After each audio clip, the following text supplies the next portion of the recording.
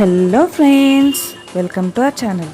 ఒకవేళ మీరు మా ఛానల్ని ఫస్ట్ టైం చూస్తున్నట్టయితే please subscribe to our channel. ఈరోజు వీడియోలో పెసళ్ళ పప్పు ఎలా చేయాలో చూపించిపోతున్నాను. సో దానికోసం ముందుగా ఒక గ్లాస్ లేదా ఒక కప్పు పెసల్ని 2 to 3 hours వరకు నానబెట్టుకోవాలి. సో 2 నుంచి 3 గంటల వరకు నానబెట్టుకున్నాక పెసళ్ళు అనేవి కొంచెం మనకి ఇలా గోరుతో కానీ ప్రెస్ చేస్తే మనకి అవి విడిపోతాయి. సో అప్పుడు మన పెసలు అనేది సోక్ అయినట్టు. సో ఇప్పుడు మనం ఈ పెసల్ని, నానబెట్టిన పెసల్ని ప్రెషర్ కుక్కర్లో వాటర్ లేకుండా ఫస్ట్ ఆ పెసలు అనేవి వేసుకోవాలి. సో ఇలా ప్రెషర్ కుక్కర్లో వేసుకున్నాక ఒక 1/2 టేబుల్ స్పూన్ పసుపు, అలాగే 1 టేబుల్ స్పూన్ ఉప్పు, అలాగే ఒక 1/2 టేబుల్ స్పూన్ ఇంగువ, అలాగే 1 టేబుల్ స్పూన్ కారపొడి, అలాగే ఒక 5 లేదా 6 కరివేపాకు. సో ఇవన్నీ వేసుకొని 1 కప్ పెసలకి మనం 3 గ్లాసెస్ ఆఫ్ వాటర్ యాడ్ చేసుకోవాలి. సో ఇలా యాడ్ చేసుకుని మొత్తం మనం ఫస్ట్ బాగా కలుపుకోవాలి. ఆ పసుపు, కారం, ఉప్పు అవన్నీ వేసాం కదా, సో వాటర్లో బాగా మిక్స్ అయ్యేలాగా ముందుగా మనం కలుపుకోవాలి. సో ఇలా బాగా కలుపుకున్నాక మనం కొద్దిగా నూనె, సో ఒక 1 టేబుల్ స్పూన్ నూనె వేస్తే సరిపోతుంది. సో నూనె కూడా వేసి మళ్ళీ కలుపుకొని సో ప్రెషర్ కుక్కర్ మూత పెట్టుకొని ఒక 2 విజిల్స్ వచ్చే వరకు కుక్కర్ మీద పెట్టుకోవాలి.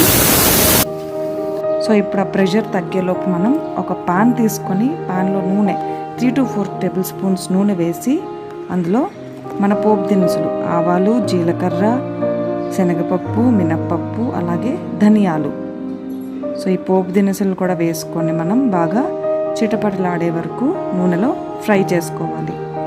సో అలాగే ఎండుమిర్చి, సో మీ కారానికి సరిపడా ఒక 3 లేదా 4 తీసుకోవచ్చు ఎండుమిర్చి. సో ఎండుమిర్చి కూడా బాగా నూనెలో ఫ్రై చేసుకోవాలి. సో ఇప్పుడు మనం ఇందులో కరివేపాకు, కొత్తిమీర, అలాగే చిన్నగా తరిగిన అల్లం ముక్కలు, సో ఈ అల్లం ముక్కలు వేసుకుంటే చాలా మంచి టేస్ట్ వస్తుందండి. సో అల్లం, అలాగే 3 లేదా 4 పచ్చిమిర్చి, సో అలాగే చిన్నగా తరిగిన ఒక టమాటా. సో టమాటాను కూడా వేసుకొని మనం మళ్ళీ బాగా ఫ్రై చేసుకోవాలి నూనెలో.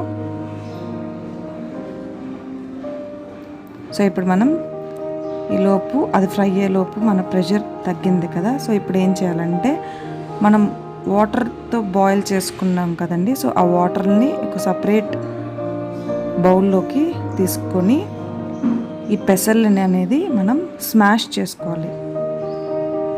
సో ఇలా వీడియోలో చూపించిన విధంగా పెసల్ని మనం బాగా స్మాష్ చేసుకోవాలి.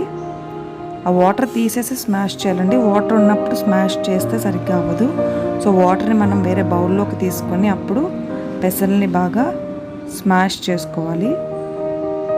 సో ఇలా ఇప్పుడు మనం ఇందాక తీసుకున్న వాటర్ని మనం టమాటా ముక్కలు వేసాం కదా, అవి వేసిన తర్వాత ఈ వాటర్ అనేది అందులో మన తాలింపులో యాడ్ చేస్తే సో అదొక 5 minutes పాటు బాయిల్ అవ్వనివ్వాలి. సో ఇలా బాయిల్ అవ్వనిస్తే మన టమాటాలు కూడా బాగా మగ్గిపోతాయి.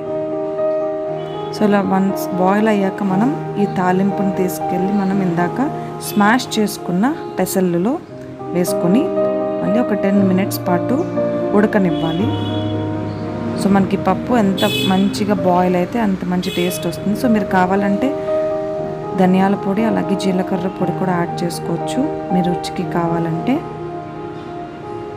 సో ఒక 1 టేబుల్ స్పూన్ ధనియాల పొడి, అలాగే జీలకర్ర పొడి కూడా యాడ్ చేసుకొని మళ్ళీ ఒక 5 minutes పాటు మరగనిస్తే మన పెసళ్ళ పప్పు రెడీ. సో ఇది మనం రోటీస్తో కానీ, రైస్తో కానీ, పూరీస్తో కానీ తింటే చాలా టేస్టీగా ఉంటుంది, అలాగే హెల్త్కి కూడా చాలా మంచిది. Thank you for watching. If you like this video please subscribe to our channel and share it with your friends.